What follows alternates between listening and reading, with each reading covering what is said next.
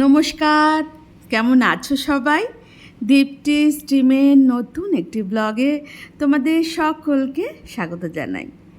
এখন বাজে দুপুর 2:30, আর আমি যাচ্ছি আজ অনেক দিন বাদে আমার মায়ের কাছে। দেখো, রাস্তাঘাটে লোকজন খুবই কম, যেহেতু দুপুরে তো লোকজনের আনাগোনা একটু কম থাকেই। তবে সূর্যি মামার এত উকি ঝুঁকি যে মানুষ জ্বলে পুড়ে শেষ, সেই ভয়েও বাইরে বেরোচ্ছে না। বাড়িতে আসতেই মা খাবার থালা দিয়ে বসিয়ে দিল। অ্যাকচুয়ালি মা আমার জন্য অপেক্ষাই করছিল আমি আসলেই খেতে বসবে। তো এমনি আমি বসে গেলাম শুধু হাত মুখ ধুয়েই। চলো আগে খাওয়াটা শেষ করি, কারণ মার তো বয়স হয়েছে, দেরি করে খেলে মার আবার শরীর খারাপ করবে, আবার আমি না খেলেও মা খাবে না। আর কত পদ রান্না করেছে, সে এঁচোড়, ডাল, ভাজা, মাছ, অনেক কিছু। আর দেখো এসেছি আর অমনি কারেন্ট চলে গেছে। ও বাবা, যেরকম গরম, তার জন্য দরজা টরজা সব খুলে দিয়েই বসেছি। যাক, গরম হোক আর যাই হোক, মায়ের হাতের রান্না মা এত আদর করে খাওয়াচ্ছে যে কি ভালো লাগে। সত্যি সত্যি মায়ের মতো এত আদর ভালোবাসা দিয়ে বুঝি আর কেউ খেতে দেয় না। খাওয়া দাওয়া শেষ করতে করতে বেশ অনেক বেলাই হলো। মা, দিদি সবার সাথে গল্প করতে করতে অনেক দিন বাদে খাওয়া দাওয়া হলো। তো অ্যাকচুয়ালি এত কাছে থাকি, তবু মা দিদি সবাই একসাথে খাওয়া দাওয়াটা হয় না। মাকে এমনি দেখতে আসি বিকালের দিকে, কিন্তু দুপুরবেলা মা যে রেঁধে খাওয়াবে সেই সময় আমরা দিতে পারি না। আর মা তার জন্য খুব অপেক্ষায় থাকে। আজ সময় সুযোগ বুঝে চলে এসেছি। একটাও আম নেই। গত বছর কত আম হয়েছিল, তাই না? তারপরে একটা আমও হলো না, বিশাল বাজে ব্যাপার। তবে এবছর আমের ফলনই কম। দেখি কটা কাঁঠাল হয়েছে। এগুলো কিন্তু আর এঁচড় খাওয়া যাবে না, এগুলো খাওয়া যাবে না একটাও না। সব কাঁঠাল আগা দুই একটা খাইলেও খাওয়া যাইতে পারে না, তাও এগুলো সব কাঁঠাল হয়ে গেছে, আর কদিন পরই পাকবে। আজকে বাড়িতে এসেছি অনেক দিন পর, দুপুরবেলা খাওয়া দাওয়া হলো মার সাথে। আর এই দেখো, ভাবলাম একটু বাইরেটা ঘুরে দেখি, বেশ সুন্দর। একটু এখন একটু ওয়েদারটা ঠান্ডা ঠান্ডা হয়েছে, মানে রোদটা অনেকটাই পড়ে গেছে। তাই ভাবলাম তোমাদেরকে আমাদের বাড়ির গাছগুলো একটু দেখাই। এ দেখো কাঁঠাল গাছ, কাঁঠাল গাছে বেশ কয়েকটা বড় বড় কাঁঠাল হচ্ছে। তবে এবছর আম গাছে আম হয়নি, গত বছর প্রচুর আম হয়েছিল। চলে এসেছি বাড়ির একটা ছোট্ট বাগানে, যেখানে আমার মা কষ্ট করে সবকিছু লাগিয়েছে। দেখো, এই যে লঙ্কা গাছ দুটো বেশ বড় হয়েছে না, ভালো ভালো লঙ্কা হবে পাতা দেখে মনে হচ্ছে। কথায় আছে যে গাছটা বড় হয় তার পাতা দেখলে বোঝা যায়। এই গাছটা নিশ্চয়ই বড় হবে, পাতার ফলও ভালো হবে। আর এই যে বেল গাছ, বাড়িতে থাকলে এই একটা সুবিধা, এই ধরো পুজো হঠাৎ দুই একটা বেলপাতা লাগবে, গাছ থেকে ছিঁড়ে নিলাম, যেটা আমাদের ফ্ল্যাট বাড়িতে হয় না।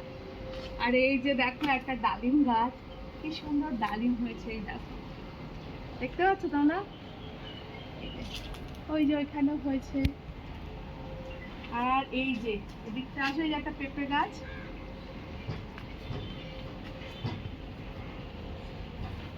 আর দিদি দেখেছি শিউলি ফুলের গাছটা কত ভালো হয়েছে। এবার মনে হচ্ছে ফুল ফুটবে শরতে, হ্যাঁ। আর ওখানে আবার একটা পদ্ম ফুলের গাছ হয়েছে, তুই এনেছিলি না এটা? যাক, দুর্গাপুজোর সময় যদি ফোটে। আর এটা কি গাছ রে? কুমড়ো গাছ। কুমড়ো। এইটুকু জায়গার মধ্যে কিন্তু অনেক গাছই হয়েছে না? হ্যাঁ। আর ওখানে আছে একটা সাদা ফুলের গাছ। এই হচ্ছে আমাদের বাগান। আর কাঁঠালগুলো একটু দেখেছো, কত কাঁঠাল এখান থেকে পড়ে যাচ্ছে, কত কাঁঠাল হয়েছে। সন্ধে হয়ে গেছে গো, চলে এলাম ঘরে। চলো দেখি কে এলো। কে এলো দেখি তো। ও, বুলটি। হ্যাঁ, বুলটি চলে এসেছে, আমার ভাইয়ের বউ। চলো চলো ঘরে চলো। বাবা, সঙ্গে করে আবার কি এনেছে দেখছি। বাহ, বেশ ভালো তো, গরমের মধ্যে ঠান্ডা ঠান্ডা মাজা। বাহ, চলো সবাই মিলে খেতে হবে দিদি। বুলটি দেখো কি নিয়ে এসেছে। হ্যাঁ। আবার দেখি।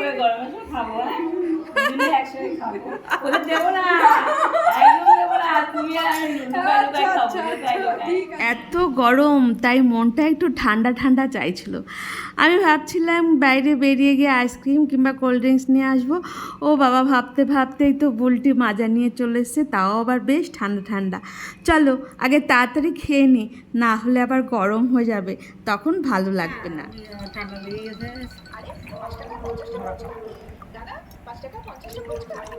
এই যে দিদি, একটু গ্লাসটা ভরে ভরে দিন। না, ভরে দিলে সব কমে যাবে। আমি পরে আবার খাবো, কিছুটা রেখে দিতে হবে কালকের জন্য। কালকে তো গরম পড়বে, তাই না? তাই জন্য কালকেও রেখে দিতে হবে। কালকে আবার কে দোকানে যাবে ভাই, তাই জন্য কিছুটা রেখে দিলাম, কালকের জন্য খাবো কালকে।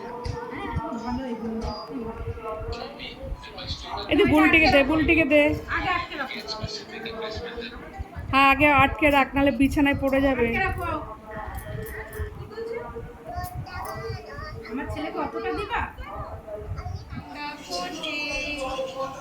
ঠান্ডা ঠান্ডা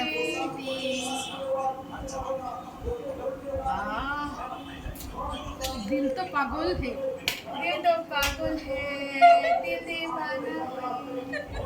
ঠান্ডা ঠান্ডা মাজা খেয়ে বেশ ভালো লাগছে। তাহলে চলো এখন সবাই মিলে আমরা গল্প করি।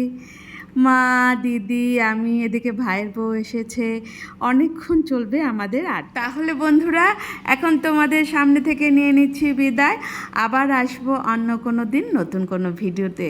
তাহলে আজকের মতো টাটা টাটা, শুভরাত্রি। তোমরা সবাই খুব ভালো থেকো, সুস্থ থেকো।